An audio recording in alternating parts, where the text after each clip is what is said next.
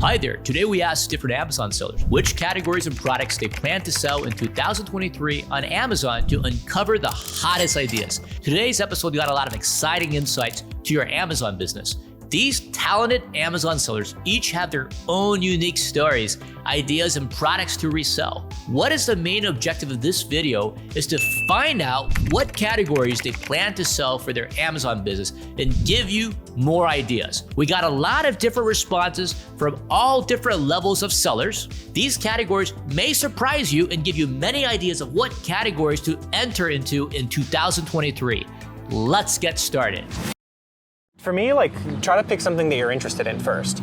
So if you're big on makeup, you watch a lot of TikToks about makeup, you're probably gonna know the big hot brands and the popular products, the right shades to go after for them to be kind of more in demand, right? So for me, pick something that you're maybe a little bit passionate about. And if you don't have particular passions about product categories, then stick with lower return items at first. I know a lot of people will jump in oh, I want to sell the Nike, the Adidas. There's great profit to be made there, but you're gonna run into returns and a lot of other extra headaches. So if you're brand new, maybe do grocery, vitamins, beauty, stuff like that. Grocery, vitamin, and beauty, products that have less return rates than apparel, than shoes, because definitely, we all get stuff online and it doesn't fit, we return them, right? And people usually know what they want when it's groceries and makeup, and it's oh, it's that same shade of lipstick I've been buying for 20 years. And, stuff like that. And the same thing over and over again. What products or categories should people sell in 2023? I like beauty. If I could, I'd get into electronics, but that has its own problems as well, a lot of high return rates. A lot of people like groceries, but I don't do that. I do beauty.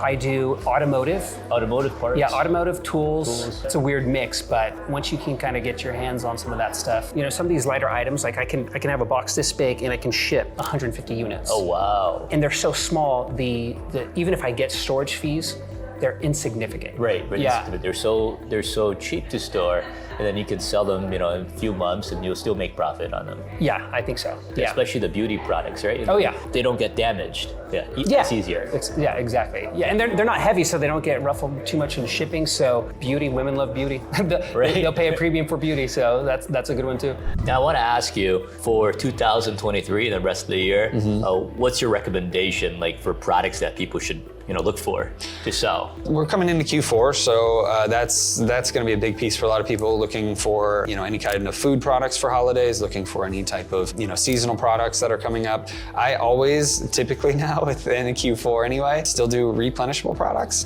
because the hustle culture of the Q4, I've done that before and I love it, but I've also kind of outgrown some of that, and so I still look for replenishable products throughout the season. So looking for food products is always good. I like home and kitchen. Arts and crafts do really well in Q4, and they're fairly stable replenishable products.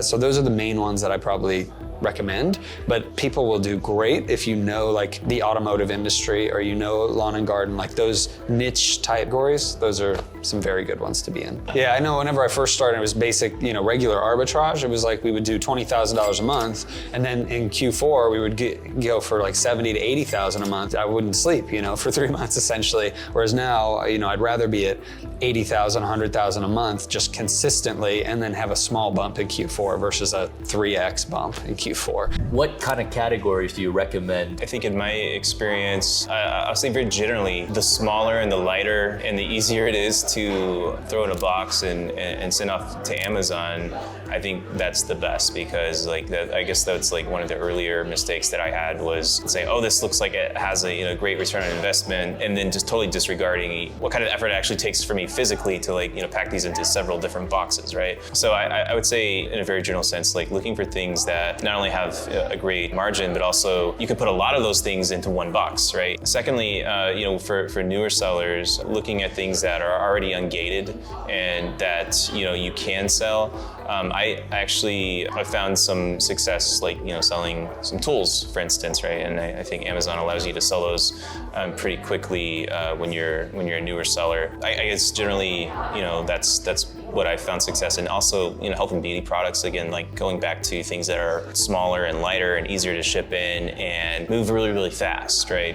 Tools, in my experience, they don't really move quite as quickly, but I would say, health and beauty products are things that, if you find the right one and you're able to source it at a reasonable price, and send it in, and even if there's a lot of sellers on it, it'll still move pretty quickly. It's small and light and much easier to ship off. So you're looking for items that are smaller, they're lighter, they're easier to pack, right? Less likely to have any issues. Yeah.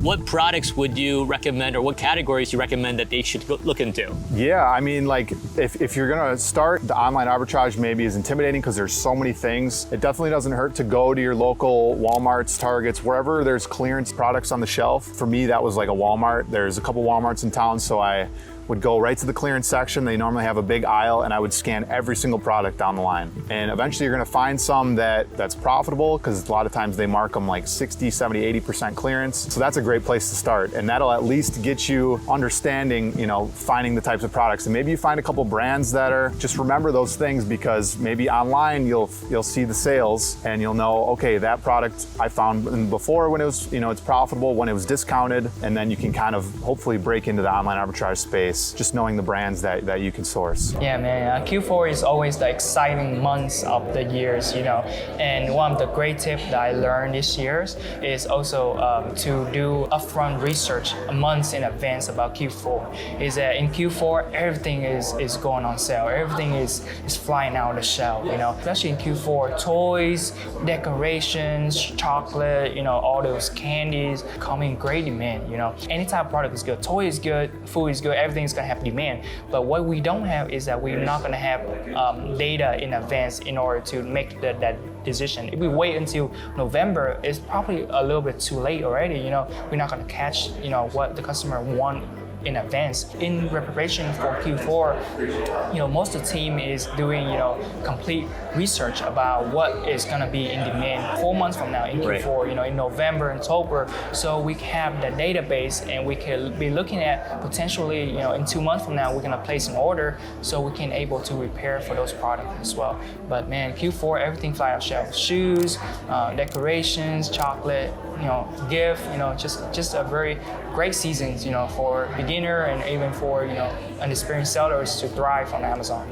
What categories should people sell in 2023? Starting out, you're going to start out with your home goods, your kitchen, grocery is the next step, which is very easy to get ungated in grocery so that you can open up that whole category. And the nice thing about grocery is you're gonna move through a lot of product, you're not gonna get a ton of returns because it's consumable. If you get into like clothing and electronics, you've got higher profit margins, but now you're dealing with more returns, there's more challenges. So you just kind of have to understand in each category what the nuances are going to be and then prepare for it. A lot of sellers just dive right in and don't understand. This is completely different, grocery to clothing, and the challenges are going to be different that you're faced up against. So it's important that you get prepared before you dive in.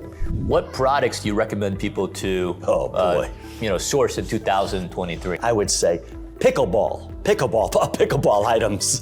Find pickleball stuff, because it seems to be taking over America. Pickleball is a trend, you're saying? It's getting big. Oh, from what I understand, there's a new pickleball league. Yes, a new pickleball league. And there's going to be, each city's going to have their own team. Oh, I think Tom Brady just bought a team so as well. Pickleball. LeBron James, like some of these athletes, right? Pickleball. I don't even know how to play pickleball. It's a new seller, people will always like to eat. So grocery, Oh, groceries, like repeatable products. Yeah, repeatable product. People always will look for to eat. We're not gonna look for things around the house, but always to eat. So that's what I recommend.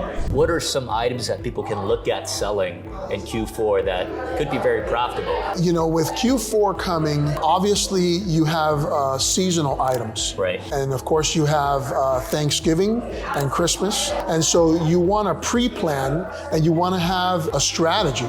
And so you want to know which products you want to purchase, or if you've experienced Q4 before, you want to know which products to procure before that happens. And you want to start inventory planning, I would say now. You certainly want to plan ahead of time for that. And of course, it is obvious you want to look into anything that would be something that you would gift. So toys, perfumes, clothing, it's just endless amount of house goods, home goods, beauty beauty products, calendars, anything that you could possibly imagine is probably a good bet during Q4. You just want to make sure that you have access to the product, access to the proper funding, and you want to be able to know that you can continue to procure throughout all of Q4 and that you're not going to have a bottleneck for inventory. Thank you so much for watching our video today. I hope this video gave you a good idea of what categories to sell on Amazon this year. Let us know what categories you think are profitable to sell. Remember, the key to success is to continue to learn and be open to ideas. So stay curious, keep exploring, and do your research. Don't be afraid to try something new. Our advice is to start in a category that you're more familiar with first, and then go to other categories afterwards. If you want to stay connected and be part of our thriving community, don't forget to subscribe to our channel and turn on the notification bell. This way, you won't miss any of our future videos packed with valuable tips and tricks for Amazon selling success. You can also join our BQool community on our other social channels and use our BQool AI repricer to reprice the products you source to earn higher profits and sales.